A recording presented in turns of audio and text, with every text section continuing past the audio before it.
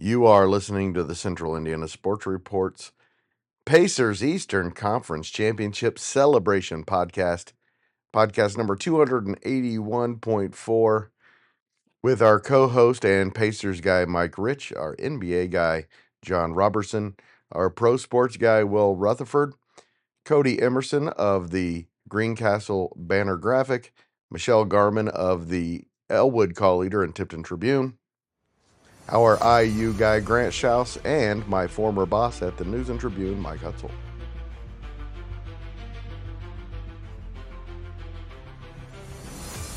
You're listening to the Central Indiana Sports Report with your host, Greg Mengelt. The Indiana Pacers are the Eastern Conference champions, first time in 25 years, and you're listening to the Central Indiana Sports Report. This is our reaction to the Pacers being your Eastern Conference champions. I am your host, Greg Mengelt, from headquarters in Jeffersonville. We're on Riverside, and so far we've been joined by John Robertson. I'm sure people will trickle in. They're all doing their own kind of celebrating right now. So, John, the Pacers are Eastern Conference champions. The Pacers are Eastern Conference champions. We're going to the finals. I'm pumped. I'm so pumped right now. I don't know about you. My wallet's crying because I'm going to try and go to the freaking at least one game. We're going to try and go. It's worth it. My heart is so happy right now. We've been following this team I've been following this team since I was a kid, but it's been a family thing for me and my daughter and my wife since at least, I got my first season tickets in the 2011 season. Oh my gosh. I thought we were going back then in like the 2013, was it 2013, 2014 or 2012, 2013, whenever it was with Paul George versus the Heat. I thought we were going and it never happened. And oh my gosh, I'm so happy right now. My heart is just leaping. I'm so happy. I don't even know. I'm never short of words, but right now I'm short of words. This is going to be some kind of podcast, isn't it? Yeah, it's going to be crazy. I think we all feel that way, that it's just... I don't know if we're going to be able to talk about basketball much because... Yeah, I can only talk about how, I was stressed out the whole game. Even when we were up by 15, 17, whatever, I never felt comfortable. I just never felt comfortable. And I was mad. I was so mad at the way the game was going, but I was proud of the Pacers for, not sitting there complaining and just saying, screw it, we're not getting the calls. Let's just play through it and just destroy them. And they did. And I was like, oh, that's what you got to do. And it just made me happy.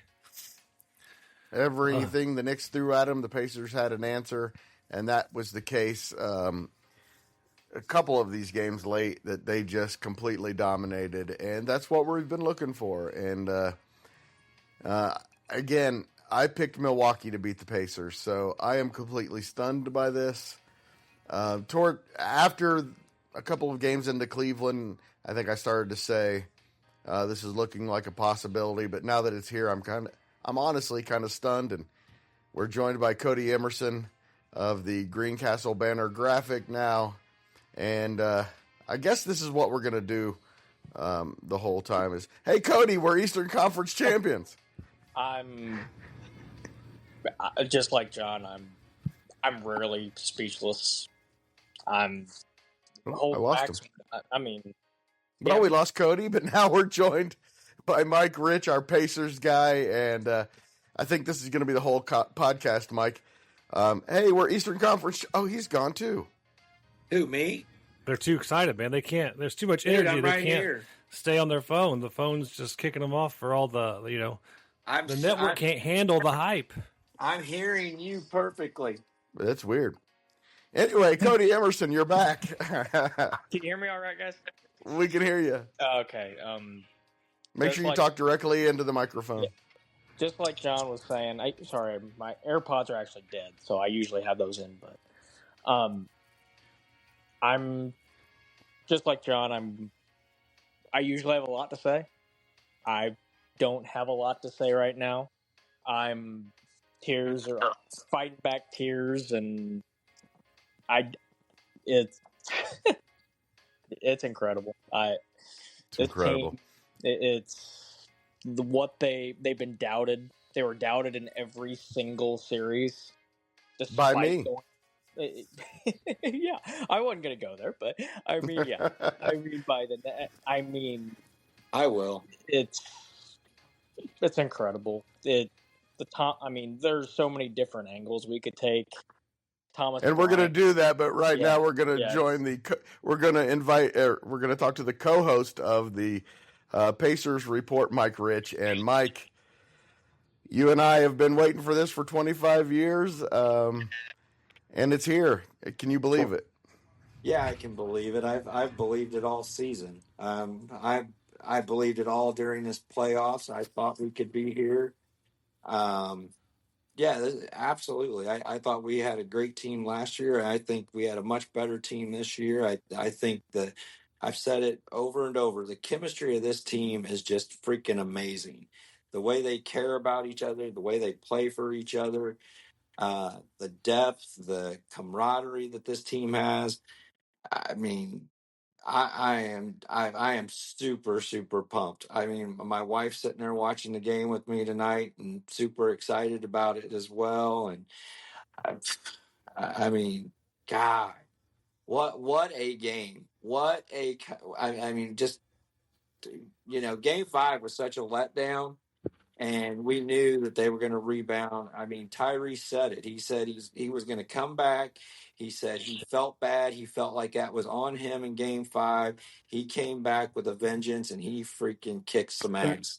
And I barely talk because I've been screaming so much at my TV. So, but no, this is one of the top 5 best feelings of my life, I think. This team has not lost back-to-back games since, what was it, March 10th or whatever the stat. I kept seeing it on Twitter or whatever it was. And, how's that fitting? Reggie's hand in the trophy. They've got Reggie at the center of this trophy celebration, as they should. But as they should. I love the respect they've given to the history of this team. I mean, I was scared when he did the choke sign in New York. I was like, come on, man. Don't jinx us like that. Don't jinx us like that. But and I was quiet today. I've been quiet with my New York Knicks fans. But I'm ready to freaking celebrate. I'm actually probably AWOL right now because I'm supposed to be on military leave right now. But it's worth it, Mike. When you're in Leavenworth, it'll be worth it. Y'all gonna bail me out? Yeah, we're gonna bail you out. No, I got to get up. I got to be at Camp Atterbury at 6:00 tomorrow morning. But no, it worked out perfectly that I was able to sit and watch this game. And we talked earlier, Greg, and I had a good feeling about going into this game. I felt that Halliburton really took it hard in New York, that he didn't step up, and Siakam did exactly what Siakam's done every game in this series. It's just been back and forth. He'd have a really good game, a bad game, a really good game, a bad game. And then was he great? Man, was he great down the stretch of this game? He was. Halliburton just took over. They could not stop him. But man, is Andrew Nembhard a dog? Andrew Nembhard is a dog.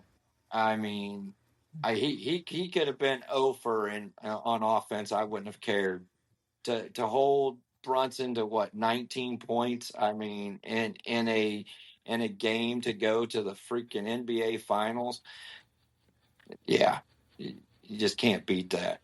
6 steals or however many he had. It was unreal. He caused havoc the whole game. Yeah. And I think this series just showed exactly what the Pacers are, and they have so much depth that at any time somebody can go off. And I thought Halliburton's slow start, I was a little nervous about that, but he was getting other people involved from the beginning, from the jump. And I think he had 4 or 5 assists in the first half, and we're blessed to have this team in Indiana. Mike, I said this today on the NBA playoffs report that you weren't able to be here, but the state of Indiana deserves an NBA championship way more than the state of Oklahoma. Oh, God, yes. Yes. That's 100% fact. It's going to be a fun series. I don't want to look forward to it yet. I want to enjoy what we just won. And I want to sit and watch ESPN all night. And I want to watch this over and over and just probably not sleep at all. Are they finally going to give us credit? I doubt it. I don't think Kendrick Perkins still knows who the Indiana Pacers are. And so, hey. He doesn't know where Indiana probably even is. I mean, it's fine. So, Pascal Siakam is the Eastern Conference Finals MVP. I don't want to take anything away from Pascal. He was great tonight, but that's nonsense. Clearly the most valuable player of this series was Tyrese Halliburton.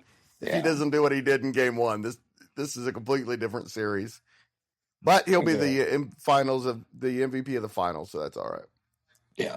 I actually don't hate Pascal getting this award. I think he was consistent for us through and held us up when the rest of the team needed somebody to pull him along. So, I agree with you. Halliburton's been, the one that keep us in games a lot of times, but I think Pascal is a fine pick for this. Oh, he's a fine pick, but clearly the MVP of this series. If you're talking about most valuable player, there's no doubt that even though he had a couple of pretty bad games in the losses, that Tyrese Halliburton unquestionably was the most valuable player. But don't take anything away from Pascal. He was amazing, especially tonight. They may not win this game tonight if he doesn't do what he did in the first half, and getting out and running especially. Man, did he take advantage of that. That's what he's done. It's what they do, and I don't know why the Knicks, as soon as a shot goes up, they are so focused on rebounding that I get we do a great job of it, but Jesus, send at least one guy back in transition. The way Thomas Bryant, Jesus Christ. I didn't think we'd be talking about a Thomas Bryant legacy game, but yeah. The way he leaks out in transition and finishes around the rim, and holy crap, what a trade. I mean, what a trade by Kevin Pritchard to get Pascal Siakam.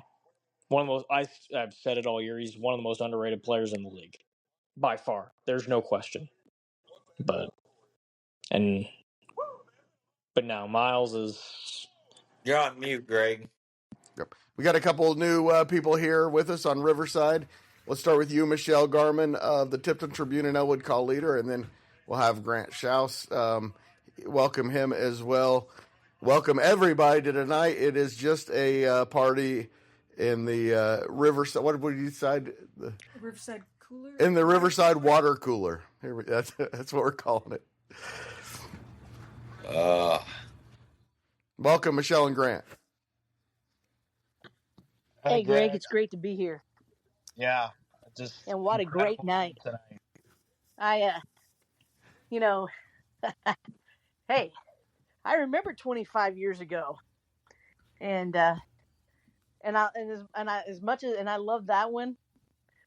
And I didn't know that I would ever be as nervous again, but I was actually a little nervous tonight, and that doesn't happen to me very much for an NBA game and early going, but very happy for the Pacers. I am happy Siakam got the MVP because he was very consistent. But how fitting Larry Bird trophy goes to Pacer this year. Real quick, 3 things I thought that the Pacers needed to do tonight was in the first half well, which they did. Start the second half strong and go into the fourth quarter with a lead and control of pace and tempo, and they did that. I just thought that if they could do those things, they were just going to continue to wear out the Knicks because you have to work harder the further behind you are. And I thought the Pacers did an outstanding job of that all night. I'm really excited for the contributions off the bench from Thomas Bryant and Obi Toppin tonight. Those guys were fantastic. And Matherin. Yes. Matherin was really good off the bench, too. And very cool for Herb Simon to be able to be there for the celebration in his 90s now, of course. Saved professional basketball in Indiana in the early 80s, I think, maybe late 70s. Very cool that he got to be there for this, and very cool that he's going to be able to be there in a couple weeks when they hoist the NBA championship trophy for the first time ever. Welcome, Grant. Yeah, thanks for having me, Greg. Just incredible night for the franchise, one that every fan, every contributor to the Indiana Pacers is going to remember. And honestly, the first person I thought about when they won tonight, or when I realized they were going to win, was Slick Leonard, man. I mean, he would have absolutely loved this team. He would have loved everything about them. He would have loved their fight, determination, their grit. He's definitely looking down happy tonight, and just great for the franchise. And you guys said it a minute ago. The state of Indiana deserves this. They deserve a championship. They deserve an NBA championship. Yeah, we have the Colts in town and everything, but when it comes down to this is a basketball state, and fans are passionate about their basketball. And this is a prime example of them being passionate. This has brought, I think, so many people together over the past month and a half, going back to the first round and the entire playoffs as a whole, that just makes this really special. And I truly do think that they will hoist an NBA championship trophy here in a few weeks or so. And how fitting would it be to come out and sweep the Thunder and win it on your home floor, or win it in Game 6 or something like that? Just win it. I don't care when. Yeah, I mean, it'd be nice to do it at home, but to do I don't care where. Even great. Yeah. We can win it right there in Oklahoma, and I will be just fine with that. I will be fine. 100%, man. But talking about Thomas Bryant tonight, the Hoosier on Hoosier crime against Thomas freaking Bryant. Thomas freaking Bryant, our man. I'm not sure that they win. I mean, I think you could be looking at a different game down the stretch if he doesn't hit 3 or 4 threes like that. I mean, there's no question about it. So 100%. I think that a guy that's got to be real proud to watch that tonight and watch 2 former Indiana teammates has got to be Tom Green, man. So just happy for them, happy for the Pacers, and it's going to be a good week getting ready for the Thunder on Thursday night. My 21st birthday's on Wednesday, so it'd be a great birthday present to see a Pacers win in the finals. Well, my birthday's on Tuesday, so. But I'm not. I'm not saying how old I am. We're now joined by Will, and like Grant, this is the first one for Will. I think the rest of us enjoyed the beating the Knicks in 2000 and how cool that went. I actually did have tears during that one. But Will, your thoughts on? I think this is our 6th different guest, and I'm going to say it again for the 6th time. Will, the Pacers are the Eastern Conference champions. It's unbelievable. This is our generation's team. This is the generation. This is the team that we will talk about for years on end. And I'm so fortunate that we've been fortunate enough to watch just great basketball that this team has provided us for this entire playoff run. They overcame adversity. They've been underdogs in 3 series. They're going to be an underdog going into a 4th, and it's just incredible. This is the first time in my life that I really strongly remember a team ever reaching the championship outside of the Blackhawks. So this is really special to share with my dad and to share with all of you that we've been so lucky to talk about for the greater part of a month now. Hey, Mike, Rich, I just want to ask, because I know how big a fan you are, and I know we had our little group text going on, but really, what was that fourth quarter and everything, we maybe push, they come back. What was your heart like? I mean, I know you did a blood pressure thing earlier. Did it stay up? You're muted, Mike. I said it was up the whole game. It's probably still up now. I had a couple drinks, and I'm hoping it comes down a little bit, but we'll see what happens. But no, it was I even at 3 minutes and 30 seconds, I think it was 3:34. I looked at the clock and I said, "This still isn't over. I'm just not. I don't believe it yet. I don't believe it." Not until it got to, about a minute and a half, I was like, I felt comfortable. I was like, okay. I just think it's so awesome. I hate the freaking Knicks. I hate the Knicks. I hate their fans. I respect their fans because they love their team as much as I love the Pacers, like I've said before, but I just can't stand them. And by the way, I have everybody muted because of background noise. So if you're going to talk, make sure you unmute yourself. Go ahead, Mike. No, I was wondering why I was muted earlier. You must have heard background noise, but no, to beat the Knicks, to go to the finals both times even makes it even better. Like you, Greg, I cried when they won the Eastern Conference Finals in 2000. I mean, that was like one of the greatest moments, but tonight was just unbelievable. And I got to share it with my wife, and we were sitting on the couch and we were just so pumped and excited about it.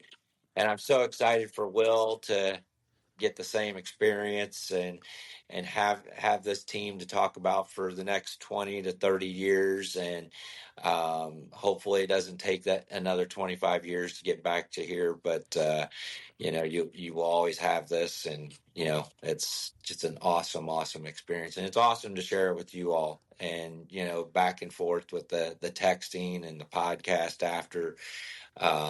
Just an unbelievable season. And for a team. And the best news, Mike, is we get 2 more weeks of to talk about the Pacers. Absolutely. And I mean, from the beginning of the season, I mean, this team was not someone anyone thought was going to be where they're at unless you were a Pacer fan. I mean, unless you're a diehard Pacer fan, you never would have thought that this is the team that was going to be in the Eastern Conference Finals and win the Eastern Conference Finals. Mike, do you remember the day about a year and a half ago? I actually uttered the words, "The Pacers are going to be 2025 NBA champions." I know that I didn't believe it for most of this year, and I really didn't. I picked them to lose to Milwaukee. I thought it was a joke when everybody was picking them to beat the Cavs. But, man, they kept proving me wrong. And Tyrese Halliburton, I said at one point in this series, is not elite. I was wrong about that as well. Well, I think they've been listening to your podcast, and it's just additional motivation to them, because that's the way the rest of the national media has been to them all freaking year. They're going to be recognized for the next couple days, the next week. I just started hearing. I listen to Unsportsmanlike almost every morning, and they finally bought into the Pacers, and finally are like, this is a really fun, a really great team to watch. And for those that have been watching it all season and for many seasons before, building up to this, I mean, they don't know what they've been missing. We've known it for a long time that this is just a really good team, and what Kevin Pritchard's done to keep this team together, and I think that was huge. I think keeping the team that they had last year that went to the Eastern Conference Finals, and they suffered that loss against Boston. They played Boston really well. They just weren't ready. And I think that experience, and with the same team and coming into this year, I think they were motivated, and I think that they were more prepared than any other team in the Eastern Conference. So, hey, Greg, super excited. I remember a year ago, this is about the time you came up and you were talking about the podcast, because I remember watching, and you and I were talking about how we both thought that the Pacers we're a piece and at least a year away, and here we are. I think it's amazing they did it with that extra piece. I thought all along that they were going to have to get a star to do this, and clearly they didn't. They haven't won the championship yet, but I think going into next season, depending on what happens with Oklahoma City, I don't think they're going to be willing to go into the luxury tax.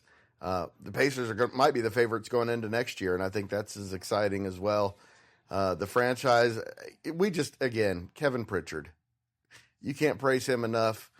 We make fun of his draft picks every year. He's not done very well with the draft picks, but every trade he's made, at this point, you kind of got to ask yourself, if you're making a trade with Kevin Pritchard, am I getting screwed?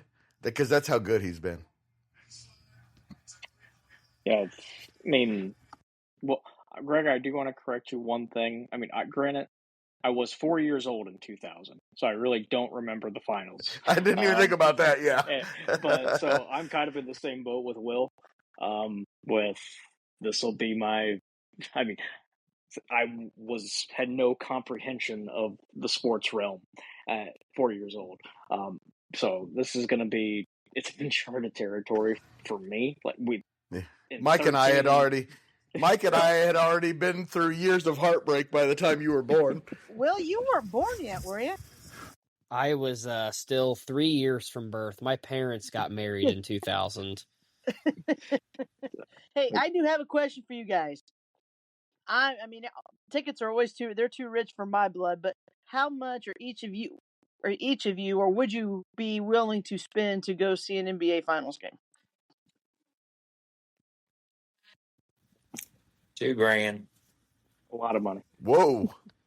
Whoa, that's definitely rich for me. I already have money set aside for it. My wife's already approved my budget, but I don't feel comfortable disclosing that number. This is going to sound crazy, but I don't think I'd spend anything. I think I'd rather sit here with Dad and watch it and, watch it with my girlfriend and get to experience it with them. I'm a college kid. I don't have the budget to go. I really hope, this is the one thing I do want to say. I really hope that they show the game outside.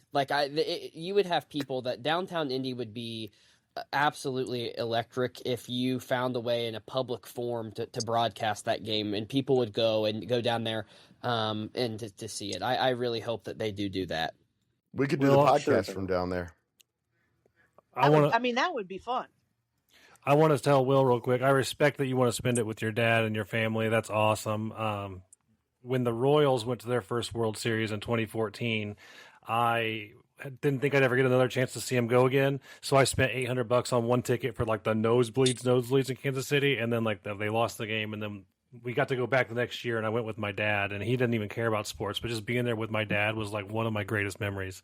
So mad respect. Spend it with your dad. I absolutely. But, if he wants to buy you a ticket, I think you should let him. Yeah, and my girlfriend, too.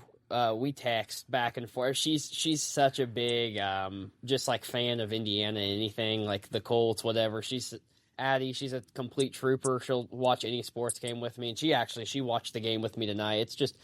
It's just so cool getting to experience that with them, because it may never happen again. You just never know. It may never happen. And I'm just so on cloud nine. This is just above the realm of wherever I thought. I never thought this would happen. I really thought in this NBA, I never thought this would happen. Well, your dad and I have been to multiple NBA Pacers playoff games together. I'll say if my birthday's in July, so I might ask for an early birthday present. There you go. Very early birthday present. If I go to a game, it's Game 6. That's the only game. That's the closest game that I'm going to have a chance to go to. So I know if it's Game 6, that'd be a good one. It's going to be an expensive game, because I won't get to go to any of the home games before that. So 3 or 4. I'm gonna try for 3, but probably more likely 4. I think 4 might be slightly easier to get when they release tickets. But if I go, I'm taking my daughter, and it's going to be. I've seen ticket prices already. Well, yeah. So the people that have season tickets can already release them because I have our principal has season tickets. I told him, I was like, how much are you going to sell yours for? So you can just sell them to me for whatever you're going to, but they were pretty steep. He has lower bowls, so the recommended price was pretty steep. Mike Hutsell is not allowed to go to the game. Mike Hutsell's not allowed to go to the game because they lost the game that he went to. Welcome, Hutsell. Again, I think this is the 7th time now. The Pacers are Eastern Conference or Eastern Conference champions. Your thoughts, Hutsell? Oh man,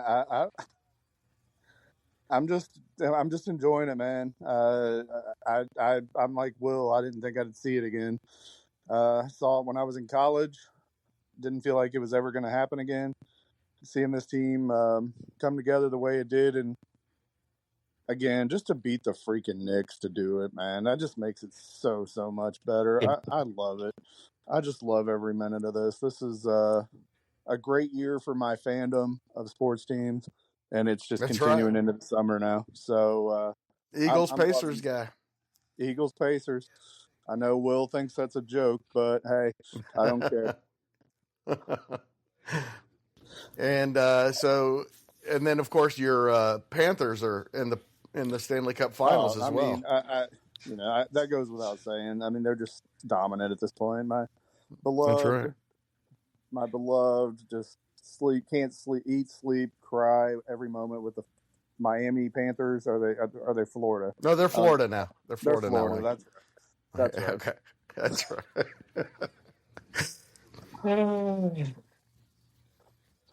I will come out and say this. I've actually told this to Greg on the podcast a couple times that after 2017 when the Pacers lost that opening round series to the Cavs in 7 games, I ridded myself basically of the NBA entirely. I thought it was rigged. I thought the only reason that the Cavs beat the Pacers was LeBron, and he got every whistle, and I was so frustrated with it.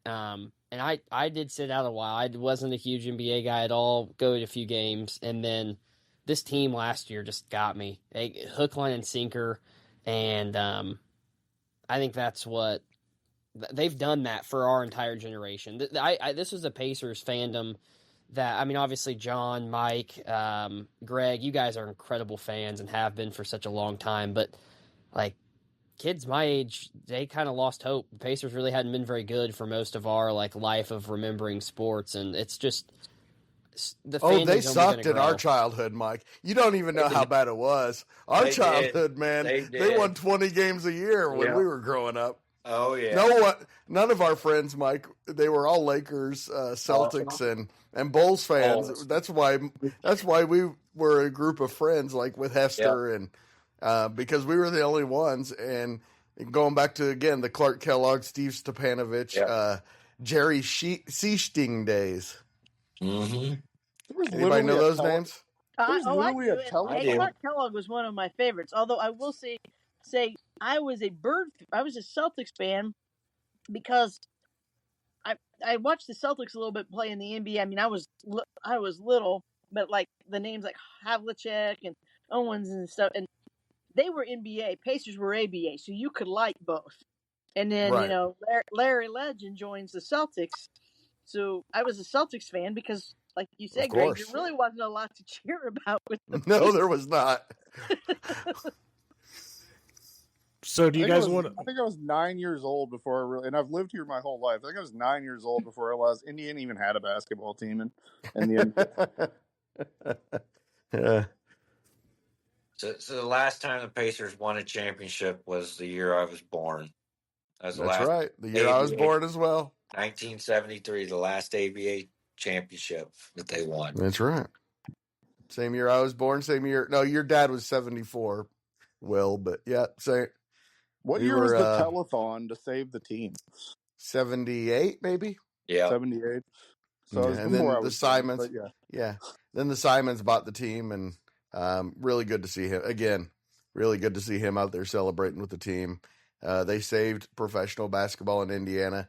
I think Grant tweeted a couple of weeks ago that there was no professional football in Indiana without Jim Irsay, which wasn't true because they were either going to get the Colts or Cardinals. But there truly would not be professional basketball in Indiana without Herb Simon and his brother Mel, of course. Or the Leonards. It was great that the Pacers and the Leonards honored Bobby Leonard's wife Nancy because those two had a big role in. They ran the telethon. They ran the telethon that kept them in Indianapolis. I'm sure Will doesn't even know this story, but the telethon is that's my favorite piece of Pacers lore. I love the telethon. It's amazing. Yeah. They sold 5,000 season tickets. 30 on that.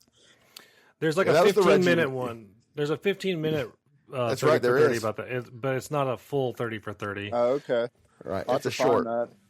Yeah. It was amazing. They sold 5,000 season tickets or else they were moving to Hollywood Beach, Florida. And there was a time limit on it, and they got the final sales within the last hour. Yep. In the last hour, I think it was Slick Leonard's wife. She started crying. She's like, "We made it to 5,080 or whatever." Well, I forget the number, but like it was such a beautiful moment. I mean, I wasn't alive to watch it live, but it's my favorite. I would love for the Pacers to like buy into that and do like a city jersey with the font from the telethon. I think that would be one of the coolest things. Awesome. By the way, our the music that we play on this podcast is from the original Pacers telecast back in the 1970s. That's for spectacular. For those of you who have heard it and don't know what it belongs to, it's from their telecast in the 80s. And I've looked all over for the Pacer Pride, the pride of Indiana is Pacer Pride, but I can't find it anywhere. Greg, you should just go on tour with that elegant singing voice of yours. Oh, are you kidding me? You've got that. You've got the McConnell. I was going to say, I think in celebration, Greg, I'm going to mute my headphones, but I think you need to sing the McConnell song for everybody in the podcast one time. MCCONNELL McConnell. That was for you, Will Rutherford. Oh, blasphemer. Yeah, you're a blasphemer. I'm a truth speaker, and the truth is, TJ McConnell should touch the floor maybe 2 minutes the entire finals. The dude is such a liability. I get why everyone loves to watch him play. He's a great hustler. Like, he plays with his heart on his sleeve, but he is bad at basketball. Like, he is not good he's not good at being a professional. And he would smoke me in anything. I mean, incredible. He is a top 1% of the 1%. But he just throws the ball around unlike any point guard I've ever seen in my life. On that note, let's talk about the betting lines for the next series.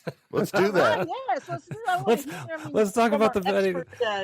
Am I wrong though? Like, seriously, I want your guys' input. Like, am I too critical, or like do other? I people think you're too critical of McConnell. You're too critical. You're too critical. I think he's a net positive all the time. Yeah, he's a net positive even when he doesn't play well. Yeah, he's had some really big moments. I think he had a couple big moments in some of these games. Not necessarily his not necessarily his shooting or whatever. I like the energy. I think sometimes he can be in there too long, or that he's in there with the wrong people. There are certain players he plays better with. If you look, he has more turnovers with certain players on the floor than others. And so, that's something to keep in mind and to look at.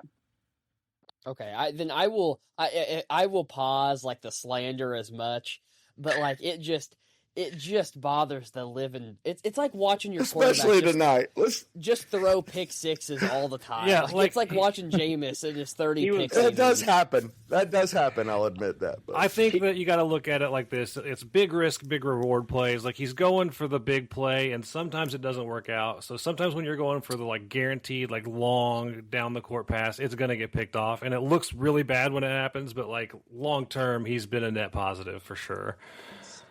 Just put it this way. Every Philadelphia follow I have on X cries about not having TJ McConnell on their team anymore. So good point. They have been trying to replace this kid since he left, and they never have. And they were just dying to get him back, and now they're stuck with the common denominator of the finals, Paul George. That's right. Paul George Cam coming your way. Yeah. Every away game I've gone to, everybody's always been mad when McConnell's been having a great game, and he talks trash to the fans of the opposed. So like he's a net positive. Everybody recognizes him, even away fans. They recognize he's good. They see his game. Greg, can we get a Thomas? Can we get a Thomas Bryant song, Greg? We need one. I got to come up with one because I freaking love that guy. McConnell and Bryant need to be lifetime Pacers.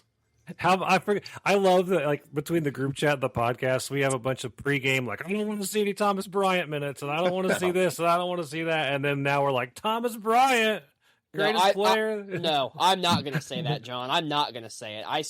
I'm glad he found a heater tonight. Everyone finds one at some point, but, like, his ass needs to stay on the bench a lot, too. He doesn't need to touch the floor often. But he's more of a regular season guy, yeah. That's the great thing about... he may have some confidence going now. I just like the fact that, the best thing about Thomas Bryant and bringing him in when they did, they brought in a guy that didn't care he was coming off the bench. He doesn't care how many minutes a night he gets. That's right. He is a team first player. Yes, and he is. That is exactly, that's what fits the Pacers. That's the kind of player every franchise needs. Yeah, and I think that's one reason I think he's his career is rejuvenated a little bit this year is because he found a team that he fits with. Team first, move the basketball. He doesn't try to be a superstar. And so, hey, he played well tonight. I'm glad to see his hands better because I had seen enough of Tony Bradley. I know he had one good quarter, but I think as soon as the Knicks realized he was just tall and skinny and he could be pushed around. No more Tommy Bradley, please. What's that? No more Tommy Bradley, please. Exactly. Well, I think the Thomas Bryant thing just magnifies and demonstrates what's been great about this whole team. Like, somebody's going to come off and have a surprisingly good night. You never know who it's going to be, but somebody is going to come have an excellent night, and you're going to be like, whoa, didn't see that coming, but it's what we needed. Hey, one question for you guys real quick. I think how important or how key is Walker's injury, considering, because I would think that the Thunder would have been a really good matchup series with him. For him, and left incredible. Good point. That thing snapped. That thing is broken. No, it's not. He's putting weight on it. Do you want to bet on it? I'll bet. I do. I'll make that bet. I'll bet $1 on it. Wait, do you think it is broken or is not broken, Mike? Not broken. Okay. Not broken. And I don't think he's going to play in this finals, but because it's a 2-week injury probably. But ankles are so resilient, and unless you actually break the bone, it's hard to break that ankle. Hey, Neesmith missed 35 games this year. Yeah, I was going to say, I think that's an 8. That's a 6 to 8 week. I think that's a high ankle sprain for sure. I don't know where his minutes were going to be before, but he did play pretty good defense these last 2 games. Like he was, I think he was really starting to wiggle his way into that rotation. I will say this. I don't know about the rest of you. I am happy it is a Pacers-Thunder series. Of course, because the Pacers, obviously why. But I think for NBA fans, because I think they're going to get to see true basketball. Teams that both like to play 94 feet. And I'm looking forward to that.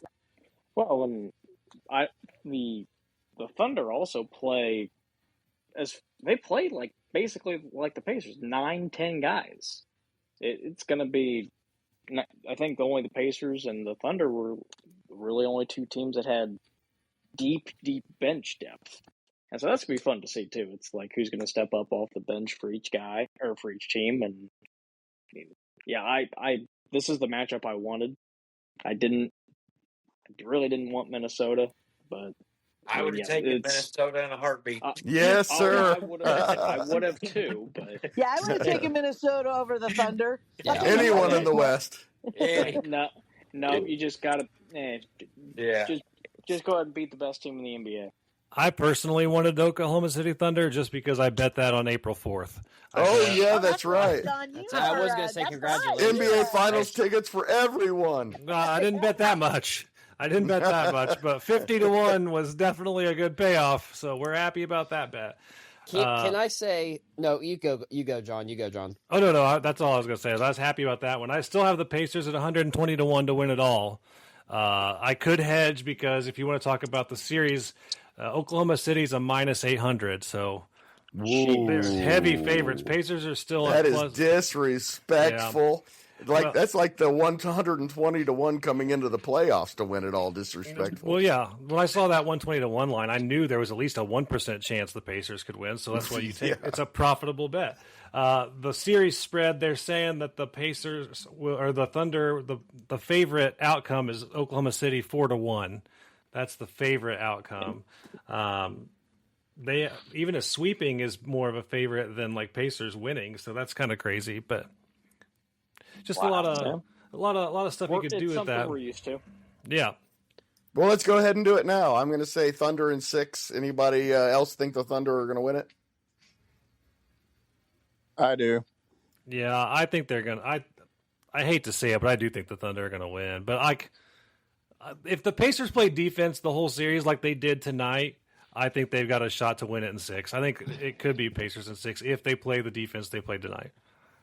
I would love to see the Pacers, but I don't know. The Thunder are so good. And the Thunder, they're so good at home. And so I wouldn't be surprised if it's the Thunder. I would hope that it goes to 7 if it's the Thunder. If it's the Pacers, it could go probably 6. You try to get 1 on the road and then really protect Gamebridge. Keep your home court advantage with Gamebridge. All right, Will, tell us why the Pacers are going to win. In Oklahoma City. The Pacers are going to win this series because the Oklahoma City Thunder are going to have a bad injury somewhere. I don't know who. Oh my God. I don't know who. I'm not wishing on it. I'm not saying that I don't want it to happen, but I think somehow, some way, the Thunder, who are this team of destiny, are going to have an injury that completely compromises their ability to win, and the Pacers are going to win in 7 in Oklahoma City, shock the world. It's just how I see the board. Mike Rich? Pacers are going to win in 6. Milwaukee was so good. Cleveland was so much better. New York was supposed to beat us, and we've just defied all the odds every single time. Yeah. And go ahead, be a -800, whatever it is to get beat, and I mean that just puts another chip on our shoulders. And we're Pacers in 6. Will, you talk about the Pacers being the team of destiny? Why not the Pacers? I think it's the Pacers. I think I mean, I'm picking probably with my heart over my head, but what the hell at this point? Like if you had to put money on it, you would put money on the Pacers. It's free money, pretty much. It sounds at plus 800 without question. No, it's plus 560. Plus 560 without question. Probably question. Still would. Yeah, I would do it at 560 for sure. You would or would I think not? that's I would. That's disrespectful. But I do think the Thunder will win. But I certainly think the Pacers have a chance. Hutsell, you said you think the Thunder will win. What kind of chances did you give the Pacers? I mean, being realistic, yes, I do think they're going to win. They've been the best team all season in the NBA, but let's also be realistic with the fact that the Denver Nuggets with 4.5 players and Rick Adelman's kid took this team to 7 games. So, who were the 4.5? I mean, Aaron Gordon was injured at the end of the game, at the end of that series. But I mean, it's not plus 560. That's good money. I got to agree with that. So again, I think OKC obviously the team to beat, but it's not an impossibility. So here's my things to consider on the series matchup, right? So the Pacers lost to the Thunder twice in the regular season, which I know is regular season, so don't put too much on that. But they were ugly ones, man. Yeah. So here's my thing though, like when you look at the bracket, when we look at the NBA bracket, the Thunder beat the Grizzlies, which was like not a problem. They walked through that one. The Nuggets game was a little chippy, or the Nuggets series was chippy, and it took them to 7 to win it. And then they beat the Timberwolves easily. So the Thunder aren't really had to grit through anything, and the Pacers had to battle hard. So they could be battle tested, which could prove to be in their favor, right? When it comes down to these fight it out games, the Pacers might have an advantage. You know the Thunder have more losses in the playoffs than the Pacers do, right? Yeah, I do. Okay. I'm just saying that, like, the Grizzlies they walked through. That wasn't even tough. Yes. Right? And then the Nuggets series was ridiculous. That was a tough one. 4 easy wins and 3 tough losses was kind of how that went. Yeah, but I'm saying, yeah. I haven't seen the Thunder really, other than the Thunder or the Nuggets series, haven't had to play like a really gritty series. So the Pacers have had to do it 3 times. Give them the experience of battling through a tough series. Maybe they've. I don't know. The more I sit here and think about it, coach. Yeah, in the series, that's for sure. The more I think about it, the more I think the Pacers odds are getting better in my head. I mean, we talk about this. We talk about how the Pacers, their real advantage is the fact that they wear on teams. Why are the Thunder immune to that? Like everybody's talked about that. Because they're every bit as deep as the Pacers.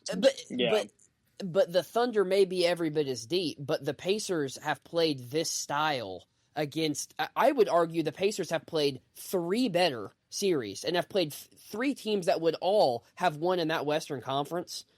And been right there with the Thunder. I'm taking the Knicks over the T-Wolves. I'm taking the Celtics over the T-Wolves. I'm taking Cleveland. I think. What about the Bucks? I don't think I take the Bucks over them. Maybe not the Bucks. Maybe not the Bucks. But I will say that Giannis is also a huge matchup issue too. I think, like I said, an injury. If J-Dub is down and or Shy.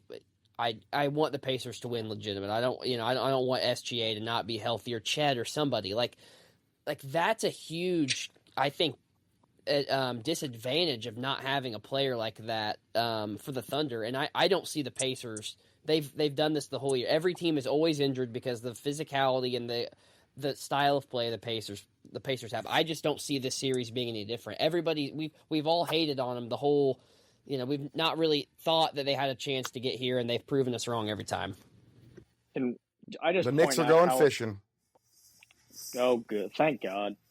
They've booked the trip to Cancun. It'll be fun seeing them there. Carl Anthony Towns has got to be hating the city of Indianapolis at this point. Good. Good. I didn't think I could dislike somebody more than Brunson. I did not think I could like somebody Cap by a less than mile. I dislike Cap more than I dislike Brunson. Dude's undefeated college I agree with season you, John. ended. Cat worse than Brunson. That's right. Yeah. Against Wisconsin, right, Mike? Yeah, Wisconsin. Sam Decker going for about 30 in that game. And now he comes to his one chance in an NBA Finals that he'll probably see as long as he's a Knick, and it ends in Indianapolis. Nice. See you guys in 2050 when you're back in the Eastern Conference Finals. The Pacers have had to go through. You talk about annoying players to play against. Oh my God! Foul merchants. Yeah, exactly. You have Giannis in the first round. You have Donovan Mitchell in the second round. Jalen Brunson, and now you got to deal with SGA. It's like Jesus Christ, and he just. Yeah, I think SGA might be in trouble with the Neesmith Nembhard. I think that playing Brunson has prepared them for SGA. Like, I could talk myself into betting even more on the Pacers. I don't know. We'll see. Though, you talk about the Thunder for a minute, and the one thing is we can't forget that they got a player that could take one of our guys out in Dort. Dort's very physical, and Dort has put some players down this year. And I mean, same with Caruso. Do you try to take out Hoyt? That's a good point. There's not a guy to take out, and Caruso's the same way though. He's such a great defender. I think that's why I choose the Thunder, because I do think that they're the best. They're going to be the best defensive team the Pacers have played in the entire. No, the Thunder will be the best offensive, or the Pacers will be the best offensive team without question. It's the top offense versus the top defense. So that's, you talk about a storyline right there. Yeah, but the Thunder have quickness and stuff. They're going to match up well with the Pacers. I think it has the potential to be a heck of a series. Say this: can't have stinker halves and come back survive against the Thunder. Cleveland was supposed to be the best defensive team in the league and was supposed to be the team that shut the Pacers down, and the Pacers, quite honestly, made pretty quick work of them. Yes. Like I mean this, and this goes with any sport. Great offense beats great defense every single time. Every single time. Great. If your offense, I'm getting looks. If your offense is efficient, gets up and down the floor and hits shots, it doesn't matter if the defense is there or not. Like, I mean, if you can just hit more shots than the other team, which the Pacers can fill the bucket up, we have seen that time and time again. Like, great offense can beat great defense. And if they try to take Tyrese away, he's going to have 16 assists. Because if you just try to shut him down and you try to man up everywhere else, like, it's not going to be a good day for them. The only reason the Knicks tried to do it in game 5, and they succeeded, and Tyrese would have had 15 assists if the Pacers knocked down shots. But I'll tell you what, Tyrese will face game 5 kind of defense from the Thunder every game they play. They will pick him up in the backcourt. They will grab until they get in foul trouble. They will grab, hold. He's gonna have to be ready for that. And he was grabbing and holding this entire series. Right. Well, and he didn't always play well through it. Yeah, that's fair. He was grabbed and held all because by Bridges. I mean, Bridges was holding him the entire the last 2 games. Yeah. But I don't think Bridges is quite the defender that Caruso is. No, absolutely not. But I was just saying from the grabbing and holding standpoint. And if Caruso is in, then the Pacers are playing 4 people on offense. Like, Caruso is not somebody that I'm going to sit here and say, like, Caruso's not going to pick the Pacers apart offensively. It's just not going to happen. I want them to play Caruso more because then it's a 4-on-4 basketball game with whoever's out there, and I like the Pacers 4 against the Thunder's 4. We get Caruso versus TJ for the ultimate white boy showdown. Okay, here's the thing. I think I'll tell you what. I do think the key is going to be I think inside for the Pacers. They're going to have to, because that's what in some ways that's what helped Denver. They had Jokic. They had Jokic. Like, that's Jokic on the floor anywhere. It doesn't matter. Just having Jokic on the floor. What I'm saying is because so if you can take advantage of that, I mean, I would like to see, I don't know. I mean, I just think that's going to be it because I do think on the perimeter, I think that 2 teams are pretty even. Who can control inside? Caruso, man, he got that Brian Cardinal disease where he looks like he's 137 years old. He does. Man, that guy can play. This is one of the few series where I legitimately think Miles Turner is the better center in the series. Like, I think Turner will have his way with Hartenstein. He did last year in that Knicks series. Like, he's going to really present a problem is his ability to stretch the floor. Shooting the deep ball, which I think will open up the paint a little bit more. Because, I mean, Hartenstein he's slow. He's your classic under the basket, back to the basket center, and that's not what Turner is. And I really see that. Like, Turner looked bad this series because Cat's the exact same player. And Turner's not great at defending that. But, like, Hartenstein is not like Miles. And I think Pascal will have his way with Holmgren. Pascal's a seasoned guy. Like, you don't think he doesn't have tricks up his sleeve that Chet hasn't seen before. I have a feeling that's going to be a humbling experience. You're right.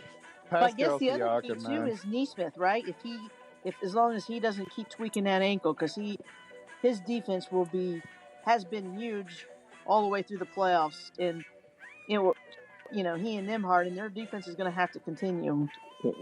He's having that thing on ice and heat for the next, however, 24 times 4 or whatever that is.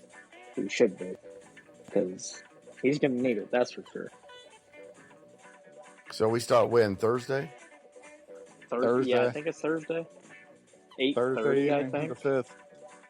And of course, we will be talking about it before then on the Central Indiana Sports Report. Thank you, everybody. Go celebrate. Thanks so much to Mike Rich, John Robertson, Will Rutherford, Michelle Garmon, Codey Emerson, Mike Hutsell, and Grant Shouse for joining the Central Indiana Sports Report and making this night even more fun. Go Pacers.